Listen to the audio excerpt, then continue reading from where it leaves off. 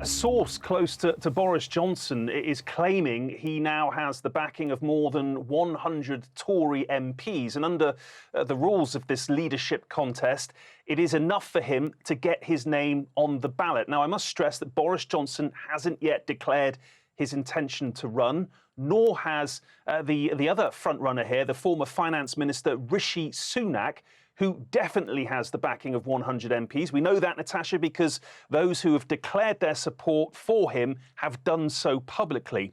But if it is true that 100 Tory MPs are now also backing Johnson, and assuming both men decide to run in this race, then we're looking at a real showdown in the coming days. But let's wait and see what transpires here, Natasha. As I say, and I keep stressing this, these reports that Boris Johnson has now secured the backing of the required number of MPs to get his name on the ballot are not confirmed. The source for these claims, it is being reported, is coming from within Boris Johnson's own campaign. So we'll have to wait and see what transpires here, Natasha. Dom, you're quite right. We're seeing those reports as well. Multiple sources in the UK saying that Boris has the 100 MP support. But again, as you rightly mentioned, we don't have official confirmation from the man himself. So while we're waiting on that, tell us about some of the other candidates who might be coming forward.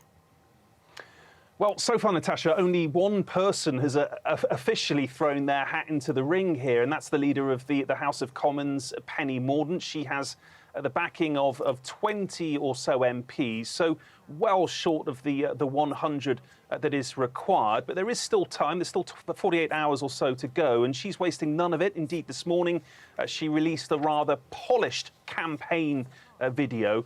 She is seen, Natasha, as someone who can unify the Conservative Party, someone who can bridge that gap between the various factions within it, and that stands her out from both Boris Johnson and indeed Rishi Sunak, who, as I say, has already secured the backing of 100 MPs.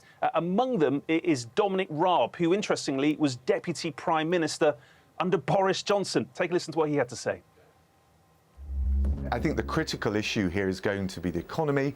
Rishi had the right plan in the summer, and I think it's the right plan now. I think he's the best placed candidate to provide some stability, provide confidence for the millions of workers and businesses up and down the country.